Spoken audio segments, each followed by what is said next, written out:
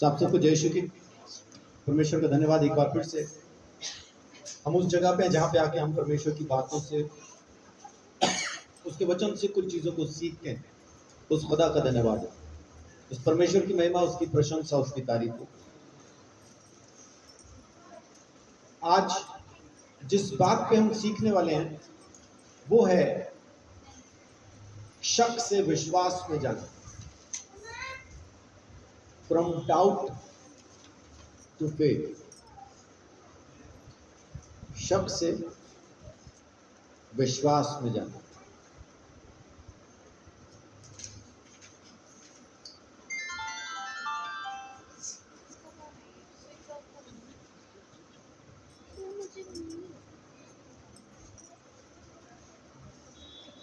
बहुत बार हमारी जिंदगी में ऐसा होता है कि जब हम विश्वास से शक में चले जाते हैं,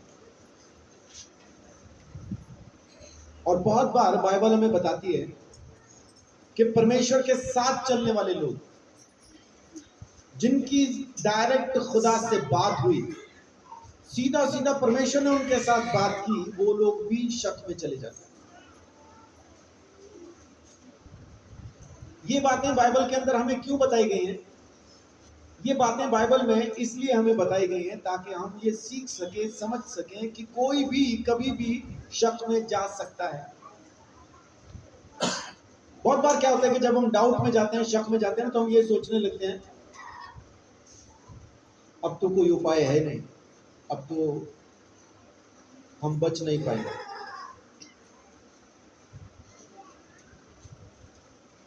लेकिन वैसा है नहीं। परमेश्वर के दरवाजे कभी भी बंद नहीं होते, वो कभी भी हमारा रास्ता बंद नहीं करता है। हम जब वापस आना चाहें हम आ सकते हैं। बस ख्वाहिश ये होनी चाहिए, मैं तेरे साथ ही रहूंगा, मुझे तेरे साथ ही रहना।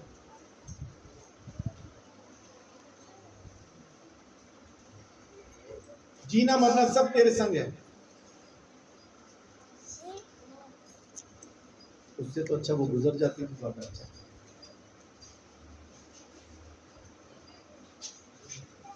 उठना बैठना सोना जागना सब तेरे साथ।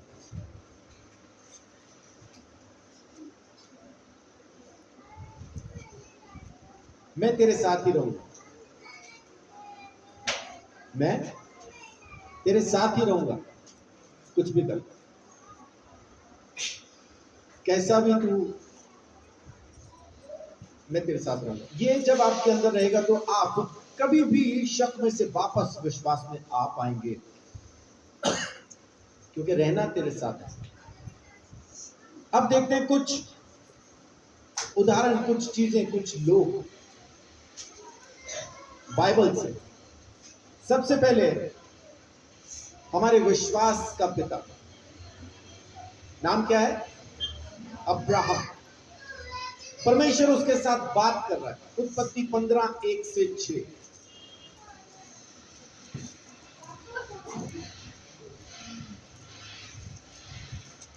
उत्पत्ति 15:1-6। इन बातों के पश्चात यहोवा का यह वचन दर्शन में अब्राम के पास पहुंचा। हे अब्राम, मत डर, तेरी ढाल और तेरा अत्यंत बड़ा प्रतिफल मैं हूँ। अब्राम ने कहा, हे प्रभु यहोवा, मैं तो निर्वंश हूँ और मेरे घर का वारिस यह दमिश्कवासी एलीएजेर होगा, अतः तू मुझे क्या देगा? और अब्राम ने कहा, मुझे तो तूने वंश नहीं दिया, और क्या दिखता है कि मेरे घर में उत्पन्न हुआ एक जन मेरा वारिस होगा। अब यहां पे देखिए अब्राहम क्या कह रहे हैं परमेश्वर को। परमेश्वर अब्राहम को क्या कह के लेके आया था? मैं तुझे वंश दूंगा। और यहां पे अब्राहम परमेश्वर को वापस क्या बोल रहा है? मेरा नौकर ही मेरा वंश है। परमेश्वर ने उसको कहा कि मैं तुझे वंश दूंगा, लेकिन अब्राहम यहाँ पे क्या कह रहा है? जो नौकर है वही तो मेरा वंश है, तूने तो मेरे को दिया नहीं। तो क्या हम कहेंगे कि ये विश्वास में? अभी तो विश्वास में नहीं है। अभी तो क्योंकि दिख नहीं रहा ना, दिख नहीं रहा, बेटा नजर नहीं आ रहा, इस वजह से डाउट में है। अब जो बातचीत हो रही है इनकी, खुदा की और अब्राहम की जो बात हो रही है, तो ऑलमोस्ट कितना टाइम हो चुका अब्राहम को परमेश्वर के पीछे निकले हुए? 75 साल का था अब्राहम जब चला, तो अब तकरीबन कितना टाइम हो चुका है उसको? है कोई अंदाजा?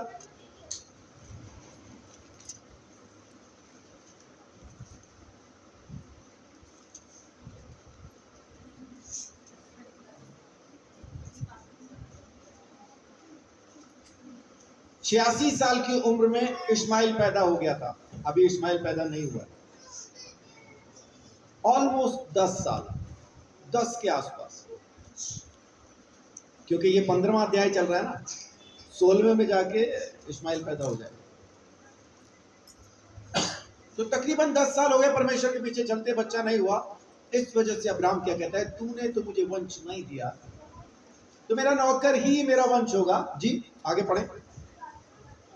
तब यहोवा का यह वचन उसके पास पहुंचा, यह तेरा वारिस ना होगा, हाँ, तेरा जो निज पुत्र होगा वही तेरा वारिस होगा। और उसने उसको बाहर ले जाके कहा, आकाश की ओर दृष्टि करके तारागण को गिन, क्या तू उनको गिन सकता है? कि उसने उससे कहा, तेरा वंश ऐसा ही होगा। उसने यहोवा पर विश्वास किया और यहोवा ने इस बात को उसके लेखे में धर्म गिना। आमीन। अब इसके अविश्वास का उपाय किसने किया? खुदा ने। खुद परमेश्वर उसको बता रहा है कि तू कैसी बातें कर रहा है, मैं दूंगा तुझे वंश, बाहर निकल के देख, आसमान के तारे गिन के देख। हमें से कितने जिन्होंने रात को बाहर सोते समय, बचपन में या जवानी में या किसी भी टाइम पे तारे गिने हो? गिने? जो कोई बाहर सोया है तकरीबन सबने गिने हैं। गिनती पूरी हुई कभी?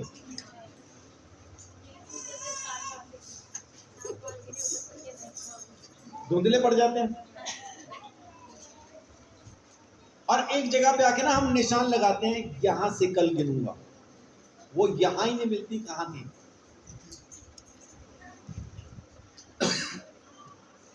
परमेश्वर ने कहा गिन के देख,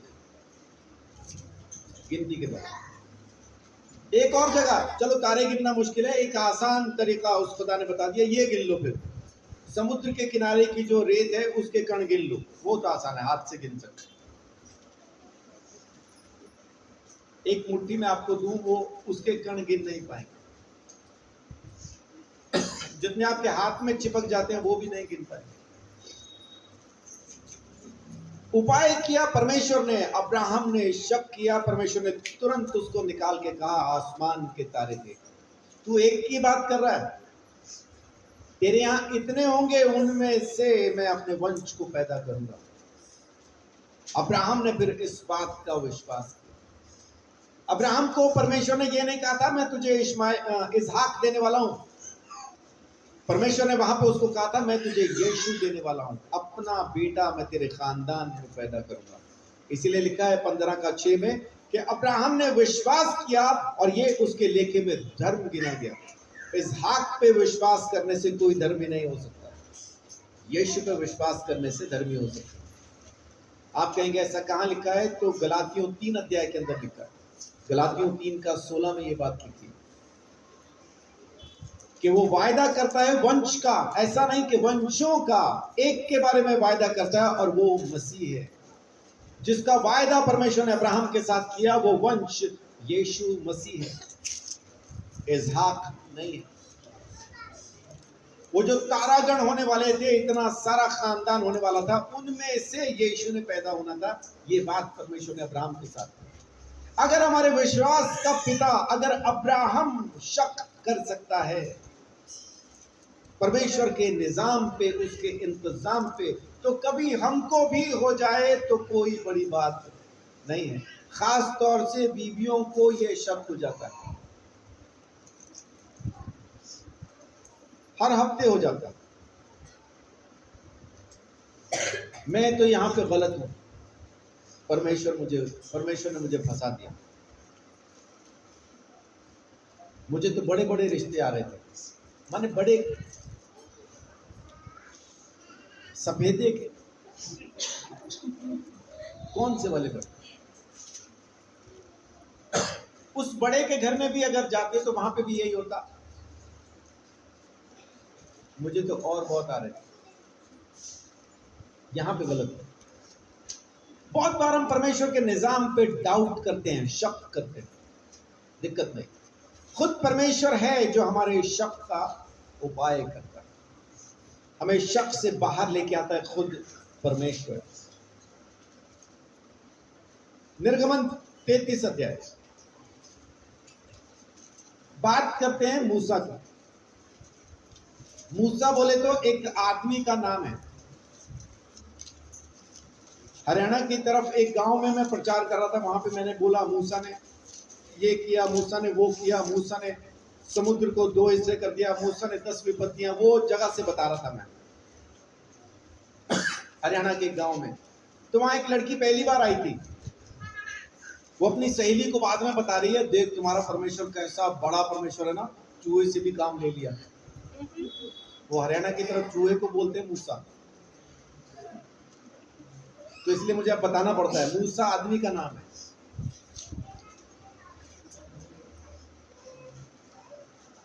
परमेश्वर के साथ उठता बैठता था, 40 दिन 40 रात लगातार खुदा की हुजूरी में बैठ जाता था। परमेश्वर आवाज मार के बुलाता था उसे, मूसा इधर आ, और ये जाता था वहां। ऐसा बंदा जो परमेश्वर के साथ उठता बैठता, उसके साथ चलता फिरता हो, इसको कोई शक हो सकता है क्या? इसको तो शक नहीं होना चाहिए, इसको तो सामने दिखाई दे रहा है परमेश्वर, इसको तो खुदा सामने नजर आ रहा है, तो इसको डाउट कैसे हो सकता है? लेकिन देखिए निर्गमन 33 का 15 से 19 तक पढ़िए। उसने उससे कहा, यदि तू आप न चले तो हमें यहाँ से आगे न ले जा। यह कैसे जाना जाए कि तेरे अनुग्रह की दृष्टि मुझ पर और अपनी प्रजा पर है? क्या इससे नहीं कि तू हमारे संग संग चले, जिससे मैं और तेरी प्रजा के लोग पृथ्वी भर के सब लोगों से अलग ठहरे? यहोवा ने मूसा से कहा, मैं यह काम भी जिसकी तूने चर्चा की है करूँगा, क्योंकि मेरे अनुग्रह की दृष्टि तुझ पर है और तेरा नाम मेरे चित्त में बसा है। मूसा ने कहा, मुझे अपना तेज दिखा दे। उसने कहा, मैं तेरे सम्मुख होकर चलते हुए तुझे भारी भलाई दिखाऊंगा 19 तक पढ़ा आपने? और तेरे सम्मुख यहोवा नाम का प्रचार करूंगा। जिस पर मैं करना चाहूँ उसी पर अनुग्रह करूंगा, और जिस पर दया करना चाहूँ उसी पर दया करूंगा। आमीन। मूसा क्या कह रहा है कि मैं कैसे जानूं कि तू मेरे साथ चलेगा, मुझे बता। और यहां पे परमेश्वर उसको क्या कह रहा है कि तेरा नाम मेरे चित्त में बसा है, टेंशन न ले, मेरे अनुग्रह की दृष्टि तुझ पे बनी है। ये समय कौन सा है? ये समय वो समय है कि जब मूसा पहाड़ पे था और पीछे लोगों ने बछड़े की मूर्ति को बना लिया और उसके सामने नाचने गाने लगे, खेलने खाने लगे। तब मूसा जब पहाड़ से उतर के आता है तो गुस्से में आके वो भी उन तख्तियों को तोड़ देता है जो परमेश्वर ने दी। फिर वापस उसके पास जाता है, परमेश्वर कहता है मैं तुम्हें लेके जाऊंगा, लेकिन अभी मूसा को डाउट हो रहा है, मूसा को शक है इस बात का, अब पता नहीं ये साथ जाएगा कि नहीं जाएगा। तू बता तू किसको भेजेगा मेरे साथ? मूसा पूछता है। अगर तू नहीं जाएगा तो मैं भी नहीं जा रहा, अगर तू नहीं जाएगा तो मैं भी नहीं जा रहा। और ये बात परमेश्वर उसको पहले भी कह चुका है कि तेरा नाम मेरे चित्त में बसा है। मूसा इस चीज को कहता है ऊपर, हमने 15 से पढ़ा ना, थोड़ा ऊपर से पढ़ेंगे तो वहां पे मूसा खुद कह रहा है कि तूने कहा था मेरा नाम तेरे चित्त में बसा है, तेरे अनुग्रह की दृष्टि मुझ पे है। और यहोवा ने दोबारा से उस बात को कहा कि तेरा नाम मेरे चित्त में बसा है, मेरे अनुग्रह की दृष्टि तुझ पे, मैं चलूंगा तेरे साथ। बहुत बार हमको ये डाउट होने लगता है, हमारी जिंदगी के हालात देख के, हमारी जिंदगी के कुछ काम देख के, शरीर की जो कंडीशन है उसको देख के हमें ये डाउट होने लगता है, पता नहीं परमेश्वर मेरे साथ चल भी रहा है या नहीं। अगर चल रहा होता तो ये न होता। मैं आपको बताऊं, जब परमेश्वर आपके साथ चलता है ना, समस्याएं उसी वक्त आपके ऊपर आती है। जब तक आपने स्कूल में एडमिशन नहीं लिया, आपका एग्जाम होगा नहीं। इम्तिहान तब आएगा जब आपकी एडमिशन हो गई, आप चाहो न चाहो। आप कितना ही चाहो कि ये वाला एग्जाम नहीं होना चाहिए, लेकिन जब आप स्कूल में हैं, आपकी एडमिशन हुई है, आपको इम्तिहान देना ही होगा। तो परमेश्वर के साथ जब हम चल रहे होते हैं तो ऊंच नीच जरूर आती है। इस बात का ख्याल रखें और जरूर रखें। तब ये ना सोचें, बहुत से लोग इस डाउट में आ जाते हैं, पता नहीं परमेश्वर अब मेरे साथ है या नहीं है। वो है आपके साथ, पक्का लिखवा लीजिए, क्योंकि उसने वायदा किया, मेरे कहने से नहीं है। उसने वायदा किया है, ना कभी तुझे छोड़ूंगा, ना कभी तुझे त्यागूंगा, ना कभी तुझे धोखा दूंगा। मैं तेरी हिफाजत इस तरह से करूंगा कि ना तो मैं सोऊंगा ना उंगलाऊंगा, मैं लगातार तुझ पे अपनी नजर को बना के रखूंगा। आमीन। उस परमेश्वर का वायदा है। उस टाइम पे अगर हमारी जिंदगी में कुछ परेशानी चल रही है तो परेशान होने की जरूरत नहीं, खाली बाप के पास बैठ के कहने की जरूरत है, उसको समझने की, उसको पहचानने की जरूरत है। बाकी सब वो अपने आप कर देगा। आमीन। बाकी सब वो खुद कर देगा। कैसी भी आपको सोचने समझने की जरूरत नहीं। मूसा जैसा शख्स जो खुदा के साथ उठता बैठता है, वो उसके भाई के जैसा उससे बात करता है, दोस्त के जैसा बात करता है। वो भी परमेश्वर को इतना नजदीक से जानने के बाद, मिस्र देश में 10 चमत्कार करने के बाद, समुद्र को 2 हिस्से करने के बाद, पानी को मीठा करने के बाद, सांपों से लोगों को बचाने के बाद, ये सब चीजें उसकी जिंदगी में आनी है। उसके बावजूद भी ऐसा एक शख्स जो परमेश्वर के साथ चल रहा है, वो डाउट कर रहा है, पता नहीं अब चलेगा कि नहीं चलेगा। मूसा के इस शक का उपाय कौन कर सकता था? परमेश्वर, उसके सिवाय कोई भी नहीं। तो परमेश्वर ने ही उसके उस शक का उपाय किया। परमेश्वर ने ही उसको उस डाउट से आजाद किया। वो परमेश्वर है, वो अनुग्रहकारी है, वो सामर्थ्य यहोवा है, उसके जैसा कोई भी नहीं।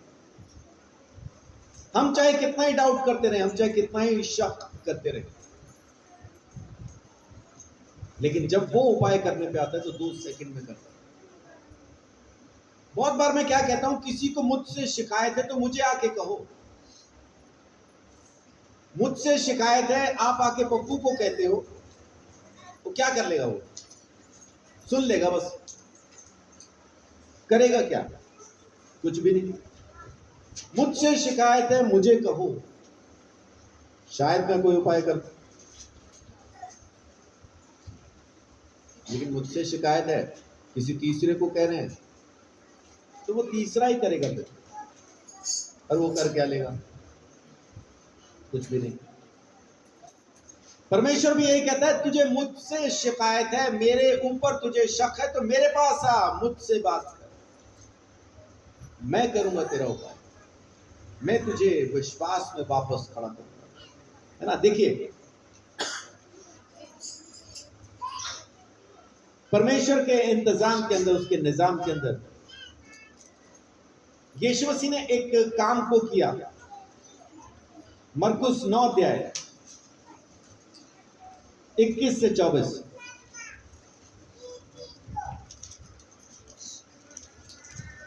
उसने उसके पिता से पूछा, हाँ, इसकी यह दशा कब से है? उसने कहा, बचपन से। उसने इसे नष्ट करने के लिए कभी कभी आग और कभी पानी में गिराया, परंतु यदि तू कुछ कर सके तो हम पर तरस खाकर हमारा उपकार कर। यीशु ने उससे कहा, यदि तू कर सकता है, ये क्या बात है? विश्वास करने वाले के लिए सब कुछ हो सकता है। बालक के पिता ने तुरंत गिड़गिड़ाकर कहा, हे प्रभु, मैं विश्वास करता हूँ, मेरे अविश्वास का उपाय कर। आमीन। इस आदमी की सबसे अच्छी बात क्या है कि तेरे चेलों ने तो कोशिश कर ली, इनसे कुछ नहीं हुआ, देख ले तू भी एक बार ट्राई करके देख। यीशु को कह रहा है। यीशु ने उसको जवाब दिया, इसका मतलब क्या हुआ कि मैं ट्राई करके देखूं? मैं कुछ कर सकता हूं कि नहीं, इसका क्या मतलब हुआ? विश्वास कर सब कुछ हो जाएगा। अब ये तुरंत क्या कहता है? तो प्रभु फिर मेरे अविश्वास का उपाय कर, मेरे डाउट का उपाय कर, मेरे शक को मेरे अंदर से निकाल दो। बहुत जरूरी है जब हम किसी शक में हो, किसी डाउट में हो, तो परमेश्वर के पास बैठ के कहीं कि निकाल दे, निकाल दे। वही निकालता, वही इस काम को पूरा कर। अब्राहम के साथ परमेश्वर ने बात की, अब्राहम ने शक किया, परमेश्वर ने अब्राहम के शक को निकाला। गिन के देखा आसमान के तारे। मूसा शक करता है, मूसा को परमेश्वर कह रहा है तेरा नाम तो मेरे चित्त में बसा है, मेरा अनुग्रह तुझ पे, टेंशन ना ले, तू मेरा ही है, मैं तुझे संभालूंगा, मैं तुझे अपने साथ बना कर, मैं चलूंगा तेरे साथ, तू चिंता न कर। फिर देखिए न्यायों की किताब 6 अध्याय, न्यायों 6 का 36 से 40।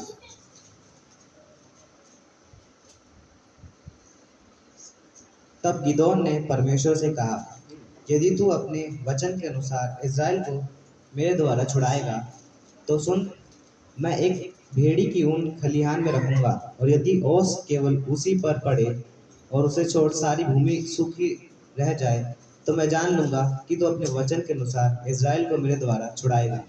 और ऐसा ही हुआ। इसलिए जब उसने सवेरे उठकर उस ऊन को दबाकर उसमें से ओस निचोड़ी, तब एक कटोरा भर गया। फिर गिदोन ने परमेश्वर से कहा, यदि मैं एक बार फिर कहूँ तो तेरा क्रोध मुझ पर ना भड़के, मैं इस ऊन से एक बार और फिर तेरी परीक्षा करूंगा, अर्थात केवल ऊन ही सूखी रहे और सारी भूमि पर ओस पड़े। उस रात को परमेश्वर ने ऐसा ही किया, अर्थात केवल ऊन ही सूखी रही और सारी भूमि पर ओस पड़ी। वचन क्या कह रहे हैं यहाँ पे? कमाल की चीज, माने गिदोन डर के मारे गड्ढे के अंदर छुपा हुआ एक कोई शख्स, और परमेश्वर उसको कह के बुलाता है कि शूरवीर सूरमा। ये डरा हुआ छुपा हुआ उसके अंदर, मुझे लूट ना ले, मेरा अनाज ना ले जाए, फलिस्तियों को पता ना चल जाए मैं यहाँ पे अनाज निकाल रहा हूँ। तो गड्ढा खोद के उसके अंदर छुप के अनाज निकाल रहा है। और परमेश्वर जब इसको वहां उस गड्ढे से आवाज देके बुलाता है, तो ये कह के बुलाता है, हे शूरवीर सूरमा।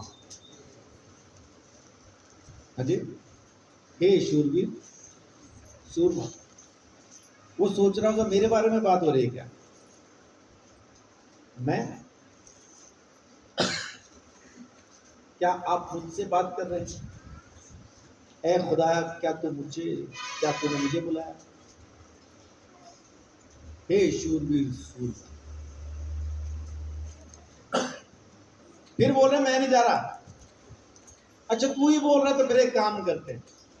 परमेश्वर कहता है अगर तू ही बात कर रहा है ना, तो एक काम करते हैं, मैं ऊन रखूंगा, भेड़ की ऊन, कतरी हुई ऊन मैं रखूंगा ग्राउंड में, मैदान में रख के आऊंगा, और ओस सिर्फ ऊन पे गिरनी चाहिए, कहीं नहीं गिरनी चाहिए।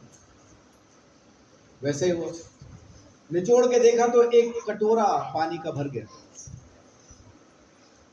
अभी भी डाउट में, फिर कह रहा है अच्छा एक बार और ऊन रखूंगा, और इस बार सारे मैदान में ओस हो, ऊन सूखी रहनी चाहिए। वैसे ही हुआ। गिदोन को परमेश्वर ने चुना, और गिदोन ने परमेश्वर पे शक किया। उसका शक दूर किसने किया? परमेश्वर ने। बहुत बार हम इस डाउट में आते हैं कि मैं परमेश्वर पे शक करता हूं ना, इसलिए वो मेरी मदद नहीं करता। जब हम उस पे शक करते हैं, तब वो हमारे शक का उपाय भी करता है। आमीन। परमेश्वर ही है जो हमें हमारे शक से बाहर निकाल सकता है। हम खुद नहीं निकल सकते, वो करता है हमारा उपाय। अब्राहम ने शक किया, परमेश्वर ने उपाय किया। मूसा ने शक किया, परमेश्वर ने उपाय किया। गिदोन ने शक किया, परमेश्वर ने उपाय किया। उस लड़के के बाप ने शक किया, परमेश्वर ने, यीशु ने उपाय किया। हमारा उपाय उसके हाथ में है, वही है जो हमें निकाल के लेके आता है, वही है जो हमें संभालता है। मत्ती 11 अध्याय उसकी पहली और दूसरी आयत। यूहन्ना बपतिस्मा देने वाला, यूहन्ना बपतिस्मा देने वाला जब जेल में पकड़वा दिया गया तो अपने चेलों को भेजता है, क्या कह के भेजता है? जब यीशु अपने 12 चेलों को आज्ञा दे चुका तो वह उसके नगरों में उपदेश और प्रचार करने को वहां से चला गया। यूहन्ना ने बंदी गृह में मसीह के कामों का प्रचार सुना और अपने चेलों को उससे यह पूछने भेजा, क्या आने वाला तू ही है या हम किसी और दूसरे की बाट जोहें? ये वो यूहन्ना बपतिस्मा देने वाला है जिसने लोगों को बपतिस्मा दिया, और यीशु मसीह को बपतिस्मा देते समय इसको पता चला कि ये मसीहा है, क्योंकि पवित्र आत्मा कबूतर के रूप में उसके ऊपर आके उतरा और ठहर गया और आकाशवाणी हुई। आकाशवाणी समझते हैं आप क्या होती है? रेडियो का एक चैनल। आकाशवाणी होती है आसमान से आवाज आई, आकाशवाणी, आसमान बोल पड़ा। तो आकाश से आवाज आई, क्या आवाज आई? ये मेरा प्रिय पुत्र है, इससे मैं बहुत खुश हूं, बहुत प्रसन्न हूं। इस आवाज को सुनने वाला कबूतर के जैसा पवित्र आत्मा को उतरते यीशु पे ठहरते देखने वाला अपने चेलों को भेज रहा है। तो यहां यूहन्ना को डाउट था। मुझे नहीं लगता कि यूहन्ना को डाउट था, मुझे लगता है कि उसके चेलों को यह डाउट होने लगा होगा कि तू जिसके बारे में बात करता था क्या वो मसीहा यही है? तो इसने कहा जाओ फिर उसी से जाके ये सवाल करो कि वो जो आने वाला था वो तू ही है क्या, या हम किसी और का इंतजार करें। तो आगे पढ़िए 6 तक, फिर क्या लिखा है वहां पे? यीशु ने उत्तर दिया, जो कुछ तुम सुनते हो और देखते हो वह सब जाकर यूहन्ना से कह दो कि अंधे देखते हैं और लंगड़े चलते फिरते हैं, कोढ़ी शुद्ध किए जाते हैं और बहरे सुनते हैं, मुर्दे जिलाए जाते हैं और कंगालों को सुसमाचार सुनाया जाता है, और धन्य है वह जो मेरे कारण ठोकर ना खाए। आमीन। अब उपाय किसने किया? यीशु ने। ये जो देख रहे हो जाके उसको बताओ, वो तुम्हें समझा देगा मैं ही हूं कि नहीं। बहुत बार हम डाउट में आते हैं, बहुत बार हम शक में आते हैं। यीशु के पास बैठो, अपना शक उस पर जाहिर करो, उससे पूछो, अपने शक को उसके सामने रखो। अब मुझे इस बात पे डाउट हो रहा है, मुझे इस चीज का शक है, ये चीज नहीं हो रही, क्यों नहीं हो रही? मुझे डाउट हो रहा है कि इस वजह से तो नहीं, उस वजह से तो नहीं, बाकी तू बता। वो बताएगा, वो बताएगा, है ना? मुझे इस चीज पे शक है, बात करें, वो बताएगा। उपाय करेगा वही, और पक्का करेगा, क्योंकि उसने आज तक किसी को भी बिना उपाय के नहीं छोड़ा, तो आपको क्यों छोड़ देगा? वो बात करेगा, जवाब देगा, जरूर देगा। यीशु मसीह के चेले उसके साथ चला करते थे। मरकुस 11 अध्याय, उन्होंने जाने कौन कौन से चमत्कार देखे, लेकिन उसके बाद एक दिन उन्होंने क्या देखा कि जिस पेड़ को कल यीशु ने कहा था कि जा तुझ में से आज के बाद कोई भी फल नहीं खाएगा, उस पेड़ को अगले दिन उन्होंने जड़ से सूखा हुआ देखा। और पतरस ने तुरंत कहा, प्रभु जिस पेड़ को कल तूने श्राप किया था, देख सूख गया। यीशु ने उस पेड़ को श्राप दिया था क्या? श्राप नहीं दिया, खाली ये कहा था तुझ में से कोई फल ना खाए। सूखने को कब कहा था? सूख तो वो, मैं, ये मेरी अपनी सोच है कि सूख तो वो पेड़ मारे शर्म के गया होगा कि भाई मेरा रचने वाला, मेरा बनाने वाला मेरे पास आया, मैं उसको एक फल नहीं दे पाया, और जाते हुए मेरा रचने वाला कह के गया कि आज के बाद तुझ में से कोई खाएगा भी नहीं, तो मेरे हरे होने का भी फायदा क्या है? अगर यही सोच हमारे अंदर भी आ जाए ना कि मैं यीशु मसीह को जानता हूं, लेकिन अड़ोसियों को, पड़ोसियों को मैं एक हरा पेड़ होके वो फल नहीं दे सकता जो आत्मा के हैं, तो फिर मेरे हरे होने का भी फायदा क्या है? क्योंकि सृजनहार आज भी मुझ में फल ही तो ढूंढ रहा है। क्या मुझ में वो फल हैं कि मेरे अड़ोसी मेरे पड़ोसी मुझ में से तोड़ के खा सकते हैं? अगर आप में से आपका अड़ोस आपका पड़ोस वो फल तोड़ के खा रहा है तो आप एक अच्छा फल है। लेकिन अगर आपके पड़ोसियों को आप में फल दिखता ही नहीं, मिलता ही नहीं, तो हरे का क्या करना? हरा तो और बहुत कुछ भी होता, तो खाली हरे होने से गुजारा नहीं। Happy birthday to you.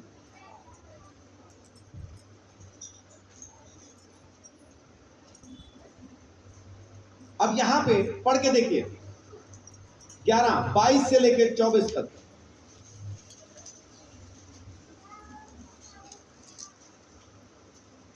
यीशु ने उसको उत्तर दिया, परमेश्वर पर विश्वास रखो। मैं तुमसे सच कहता हूँ कि जो कोई इस पेड़ से कहे तू उखड़ जा और समुद्र में जा पड़ और अपने मन में संदेह न करे वरन प्रतीति करे कि जो कहता हूँ वह हो जाएगा, तो उसके लिए वही होगा। इसलिए मैं तुमसे कहता हूँ कि जो कुछ तुम प्रार्थना करके मांगो तो प्रतीति कर लो कि तुम्हें मिल गया और तुम्हारे लिए हो जाएगा। जी, अब यहां पे यीशु मसीह उनके किस शक का निवारण कर रहा है? मांगने का शक। परमेश्वर से चीजों को मांगने में जो हमें शक है उसका निवारण यीशु यहां पे कर रहा है। प्रभु तूने कहा पेड़ सूख गया, हम कहेंगे तो होगा क्या? यीशु कह रहा होगा। पहाड़ को कहोगे उखड़ और समुद्र में चला जा तो वो चला जाएगा।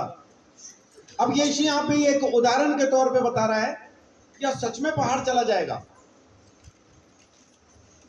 क्या कहते हैं?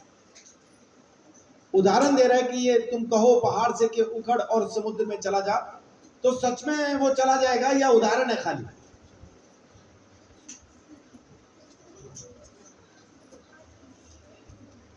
उदाहरण है कि सच है?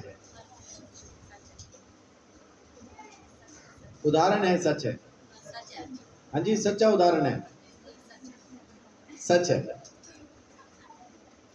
हम कहेंगे पहाड़ को तो जा रहा है क्या?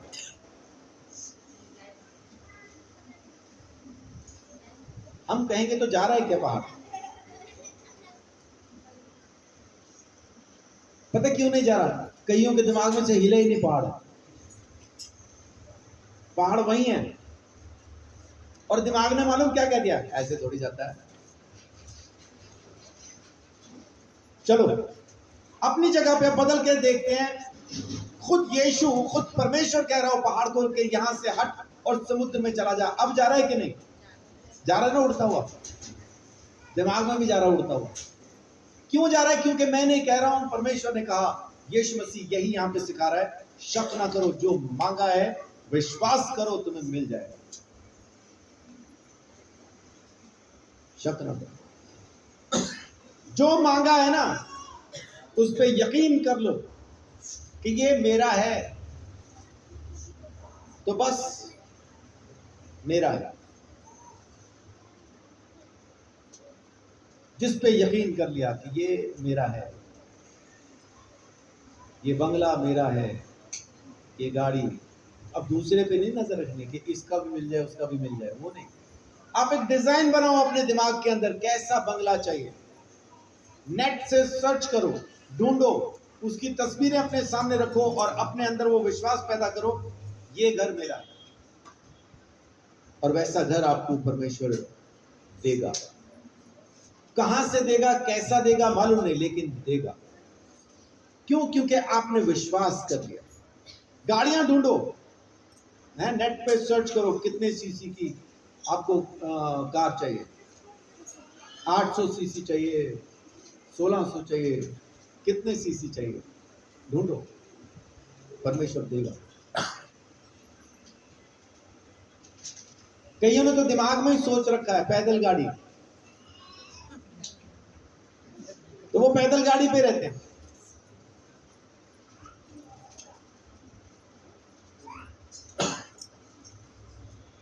आप विश्वास करो, यीशु मसीह हमारे इस अविश्वास का उपाय कर रहे हैं।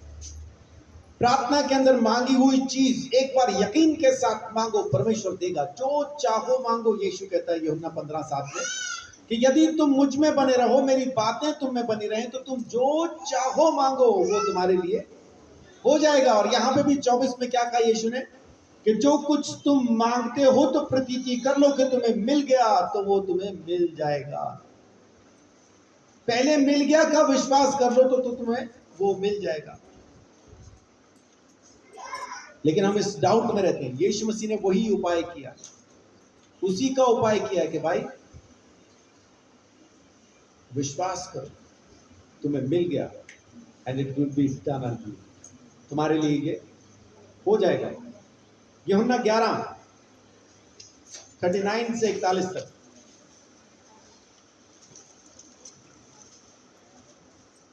39 से 41 तक। यीशु ने कहा, पत्थर हटाओ। उस मरे हुए हटाओ। हाँ जी। यीशु ने कहा, पत्थर हटाओ। उस मरे हुए की बहन मार्था उससे कहने लगी, हे प्रभु, उसमें से अब तो दुर्गंध आती है, क्योंकि उसे मरे 4 दिन हो चुके हैं। यीशु ने उससे कहा, क्या मैंने तुझसे नहीं कहा था कि यदि तू विश्वास करेगी तो परमेश्वर की महिमा को देखेगी। तब उन्होंने उस पत्थर को हटाया। यीशु ने आंखें उठाकर कहा, हे पिता, मैं तेरा धन्यवाद करता हूँ कि तूने मेरी सुन ली है। मैं जानता था कि तू सदा मेरी सुनता है, परंतु जो भीड़ आसपास खड़ी है उनके कारण मैंने यह कहा, जिससे कि वे विश्वास करें कि तूने मुझे भेजा है। आमीन।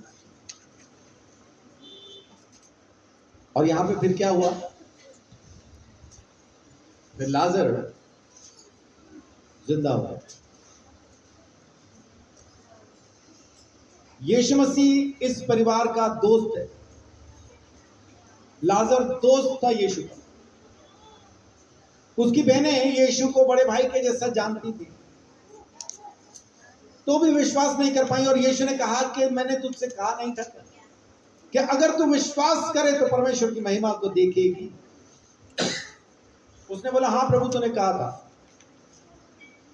तो अब तू परमेश्वर की महिमा को देख। किस तरह से?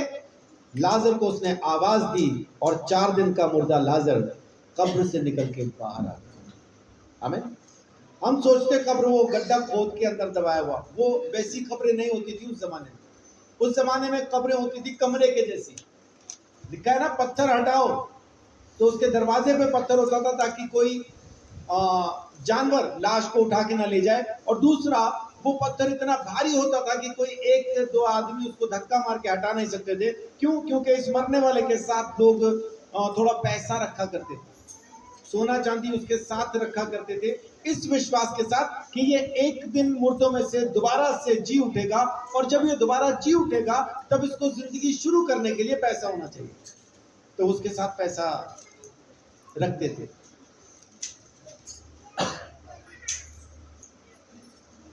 आपने एक नाम सुना होगा, कफन चोर। तो कफन चोर ने क्या चोरी कर लेना? कफन के सिवाय कुछ नहीं। लेकिन ये वाला जो कफन है ये बड़ा कीमती होता था, इसके साथ सोना चांदी जेवरात तमाम चीजें होती है ना। आप देखते हैं आजकल की फिल्मों के अंदर ममीज जो दिखाई जाती हैं, पिरामिड दिखाई जाते हैं, वहां पे एक लाश होती है, लेकिन लाश के साथ एक बड़ा खजाना भी होता है। वो खजाना इसीलिए कि जब ये उठे, जब ये मम्मी डैडी बने, तब इसके पास पैसा हो, जिंदगी बिताने के लिए इसके पास बहुत। तो लाजर एक ऐसी ही कब्र के अंदर था। आवाज दी, लाजर उठ के बाहर आ गया। यीशु मसीह ने उसके अविश्वास का उपाय किया। मार्था ने कहा, मर गया है, रहने दो, पत्थर ना हटाओ प्रभु, सड़ांध आती होगी। यीशु ने कहा, विश्वास कर, विश्वास कर। कभी कभी हम भी ना अपने एक ऐसा, हमारी जिंदगी का एक ऐसा कमरा, एक ऐसा कोना, एक ऐसी जगह होती है जिसका पत्थर हम कभी नहीं हटाते, क्योंकि वहां से सड़ांध आती, वहां से सड़ांध आती। लेकिन एक दिन अगर आपकी जिंदगी में कभी कोई ऐसा आ जाए जो उस पत्थर को हटाने के लिए कहेंगे तो बहुत सारे खैर, जिस पे आप यकीन कर पाओ, जिस पे आप पूरी तरह से भरोसा कर पाओ। क्योंकि पूरी सड़ान तो किसी को दिखा नहीं सकते ना, लोगों को उल्टियां लग जाती हैं। सड़ान की जब स्मेल आती है ना तो उल्टियां लगती हैं। फिर वो वजह बताता है, मुझे उल्टियां इस वजह से लगी, तेरी सड़ान की वजह से। लेकिन कोई ऐसा मिल जाए जो आपकी सड़ान को जिंदगी में बदल सकता हो, तो जिंदगी को छोड़ना है ना, फिर पकड़ ले। यीशु मसीह ने मार्था की जिंदगी में ये काम किया। वो कह रही है ना हटा प्रभु, इसमें से सड़ांध आती है। यीशु ने कहा दिक्कत नहीं, विश्वास। मैंने तुझे कहा था, तो विश्वास करेगी तो चमत्कार देखेगी। और वो चमत्कार क्या हुआ कि लाजर मुर्दों में से जी उठा। तो उसको मुर्दा खाने से निकाल के, कब्र से निकाल के, वो जिंदगी, वो जो वो खो चुका था, जो खत्म हो गया था, उसको वापस मिल। यीशु मसीह यहाँ पे उपाय कर रहे हैं कि तुम्हारी जिंदगी के अंदर ऐसा कोई कुछ भी हो तो टेंशन नहीं लेना। जो मेरे साथ रहेगा मैं उसे छोड़ूंगा नहीं, माने निकाल लूंगा उस सड़ांध से। मौत की वो सड़ांध जिंदगी में, लाजर के अंदर से सड़ांध कब तक आ रही होगी? उस कमरे से, उस जगह से सड़ांध कब तक आ रही होगी? हाँ जी, जब तक वो कब्र के अंदर था, जब तक यीशु ने ये नहीं कहा था कि आ बाहर। जैसे यीशु ने कहा आ, तो वो जिंदा हो गया। जिंदा आदमी में से सड़ांध आती है क्या? जिंदा आदमी में से सड़ांध नहीं आती। लाजर जब बाहर आया तो उसमें से सड़ांध नहीं आ रही थी। उसके ऊपर जो परफ्यूम लगा था वो जो था तो जिंदगी की खुशबू थी। पता नहीं आपने कभी सूंघी कि नहीं, है ना? मैंने सूंघी जिंदगी की खुशबू, सच में अंदर तक बढ़ जाती है। देखिए यूहन्ना 20:24 से 29।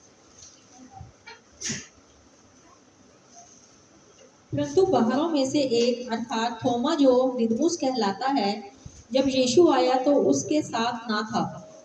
जब अन्य चेले उससे कहने लगे हमने प्रभु को देखा है, तब उसने उससे कहा जब तक मैं उसके हाथों में कीलों के छेद में न देख जब तक उसके हाथों में कीलों के छेद न देख लूं और कीलों के छेदों में अपनी उंगलियां न डाल लूं और उसके पंजर में अपना हाथ न डाल लूं, तब तक मैं विश्वास नहीं करूंगा।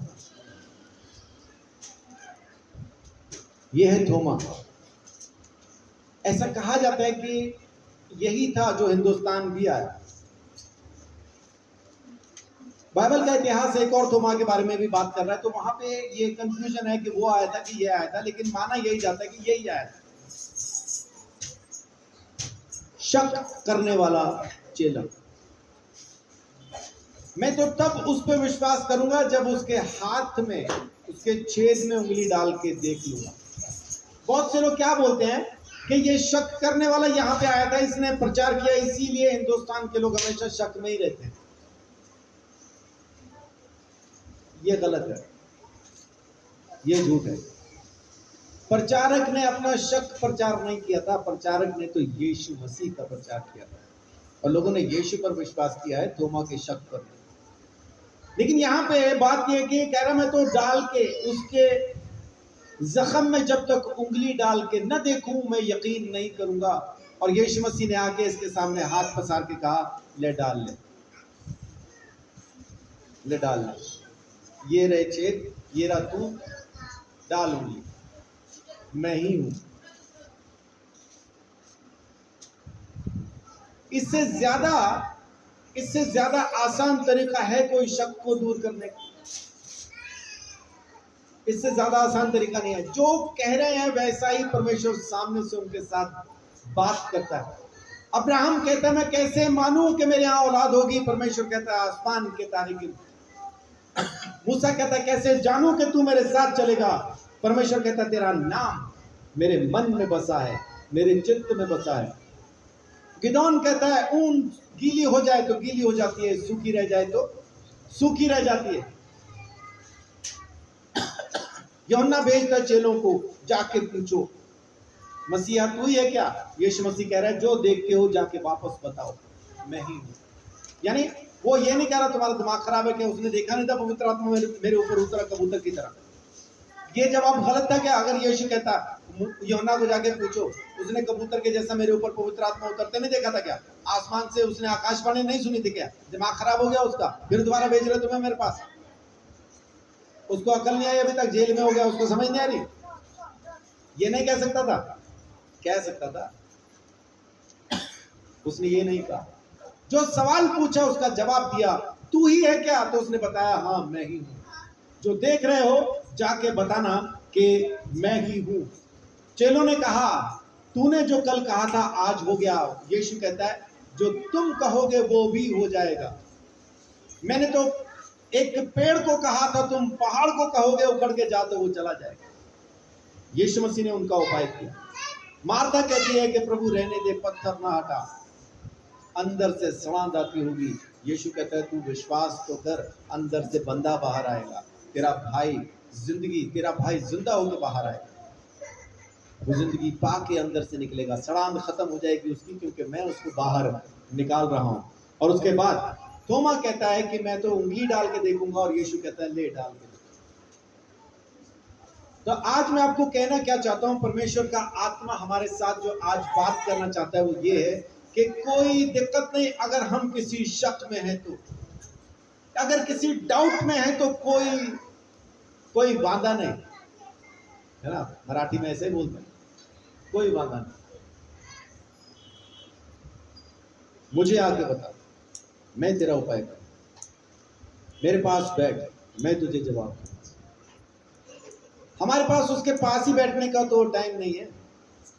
जब हम परेशानी में होते हैं, समस्या में होते हैं, किसी शक में होते हैं, तो सबसे पहली चीज जो हम छोड़ते हैं वो है प्रार्थना करना। प्रार्थना करना सबसे पहले छोड़ देते हैं, कारण मन नहीं लगता बोल के। तो मन कहां लगा रखा है? जहां मन लगा रखा है वहां से जवाब आ रहे क्या? नहीं आ रहे ना, वहां से जवाब नहीं आ रहे। तो आपका मन है चाहे नहीं है, आप अपने शक के साथ परमेश्वर के पास बैठ के पूछो, क्योंकि जवाब उसके पास है। आपके शक का निवारण उसके पास है। आपके शक को वो खत्म कर सकता है, आपको एक नया विश्वास वो दे सकता है। अपने डाउट उसके साथ एक बार शेयर तो करें, एक बार उसके साथ बात तो करें। अगर वो आपका उपाय ना करे तो फिर बताना, क्योंकि उसने वायदा किया है ना छोड़ूंगा, ना कभी त्यागूंगा, और ना कभी तुझे धोखा दूंगा।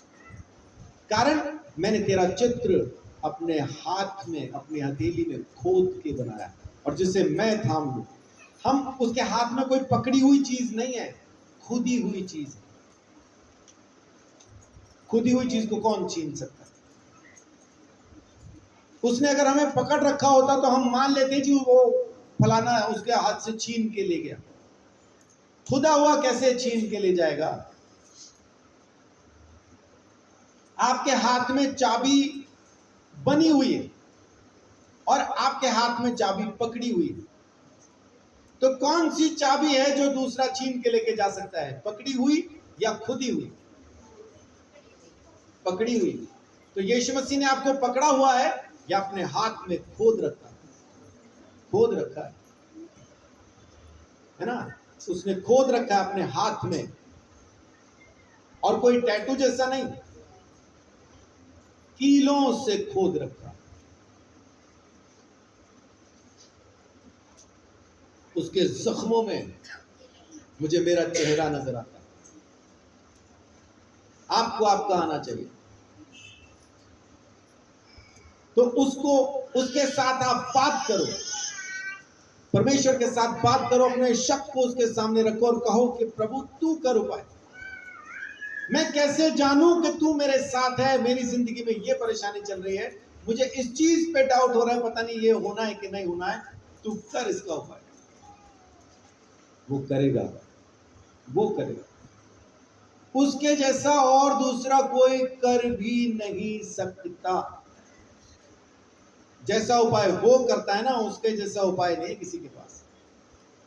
बातें हैं लोगों के पास, बातों का क्या। बहुत से लोग अपनी सोच में, अपने ख्याल में बहुत चंट हैं। मैं आपको एक बात बताऊं, जो परमेश्वर के पास बैठना सीख गया ना, जमीन के ऊपर सबसे बुद्धू सही, जमीन का चंट से चंट आदमी भी उसे बुद्धू नहीं बना पाएगा, क्योंकि उसके साथ चलने वाला पवित्र आत्मा है ना। लल्लू करे कबलियां, रब सिद्धियां पावे। तो उस परमेश्वर के साथ जो लल्लू भी है ना, उन्हां दियां भी सिद्धियां पेंदियां। और जमीन पे चंट से चंट जो है, परमेश्वर के लल्लू के सामने मिट्टी चाटता दिखाई देगा, क्योंकि उसका उपाय करने वाला कोई नहीं, इस लल्लू का है।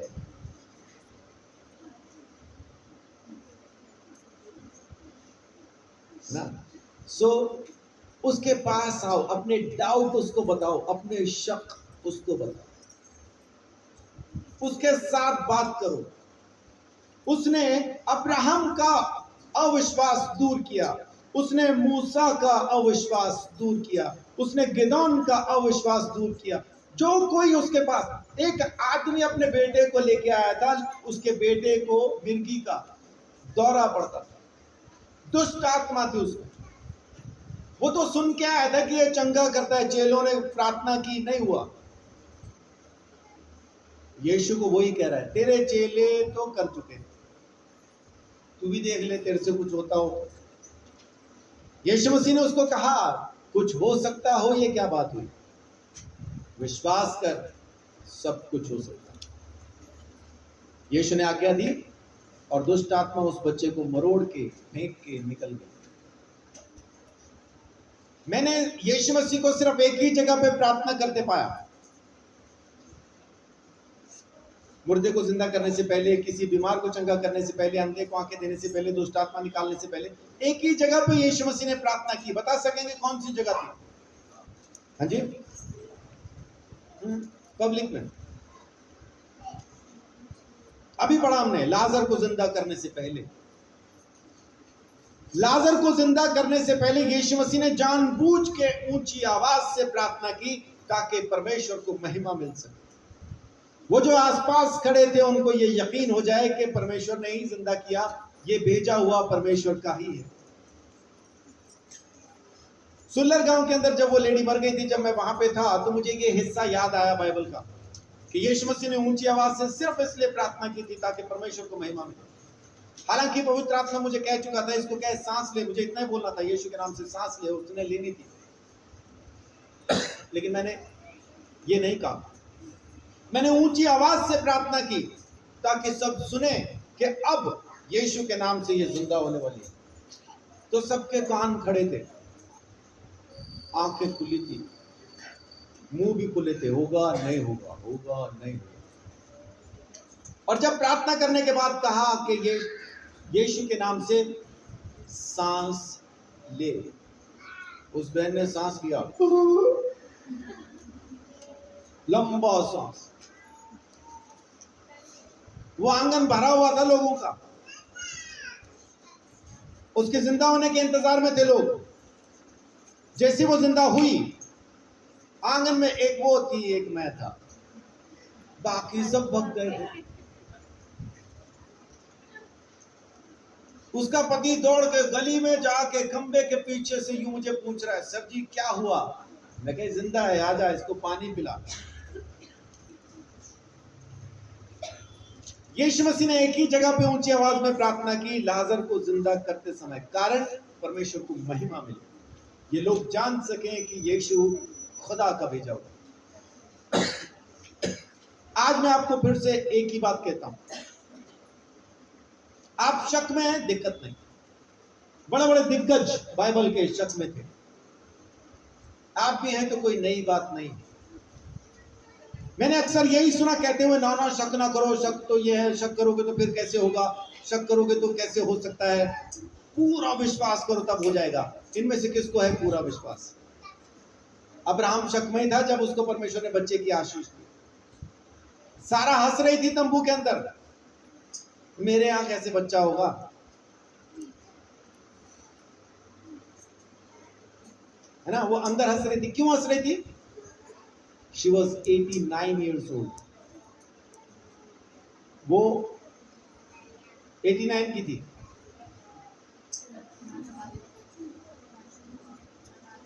मेरे को कई 79 कई सुन रहे, तो 89 की थी। एक पे फाइनल हो जाओ सारे। 99 साल की थी। जब वो 90 की हुई तो उसके यहां पे बेटा था। अब्राहम 99 का था, 100 का हुआ तो बेटा था। अब आप बताइए 89 की बीवी और 99 का उसका हस्बैंड,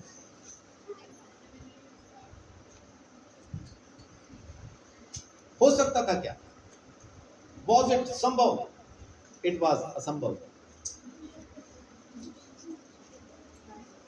लेकिन क्योंकि परमेश्वर ने कहा, इस बार वो उनके अविश्वास पे विश्वास नहीं कर रहा है, अपनी तरफ से कह रहा है, अगले मौसम में जब मैं आऊंगा इस ऋतु में तेरे यहां पे बेटा होगा, नाम इज़ाक रखना।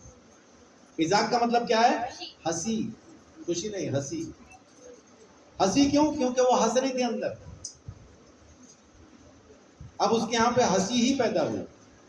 तो जब भी उसे आवाज देती होगी तो उसको ये याद आता होगा, मैं हंसी थी। अगर हमें भी आज किसी चीज पे डाउट है तो परमेश्वर के पास बैठना न छोड़ें, उससे मांगना न छोड़ें। परमेश्वर अपने अनुग्रह से आपको देगा, आपके अविश्वास की वजह से रोक नहीं देगा। उसके पास तो आओ, उससे बात तो करो। ये सुनते सुनते सदियां बीत गई, पूरा विश्वास करोगे तब होगा। इसका मतलब है कभी नहीं होगा। ना विश्वास पूरा होता है, ना चीज पूरी होती है। हम इसी में रहते हैं, जब पूरा होगा तब हो जाएगा, वो होता ही नहीं। तो आज मैं आपको कह रहा हूं, आप जितने भी डाउट में हैं, दिक्कत नहीं, खुदा के पास आए, वो जानता है आपको, वो आपसे प्रेम करता है। बहुत बार खुद हमारे बच्चे हमारे पास जब आते हैं ना, पूरे डाउट में आते हैं, चलो एक बार मांग के देखते हैं, पता नहीं दे ही दे, है ना। पापा मम्मी मुझे फलान जगह जाना है, 5,000 रुपये चाहिए थे। वो डाउट में आते हैं अंदर से,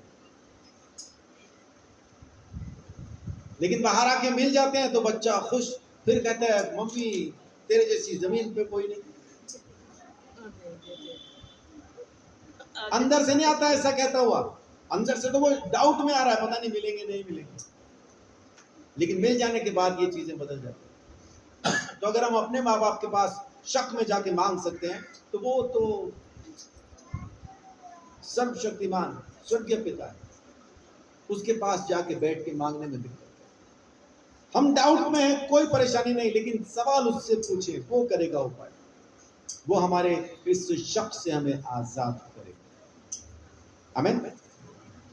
तो अपने आप को सौंपो उसके हाथ में, वो करेगा हमें आजाद।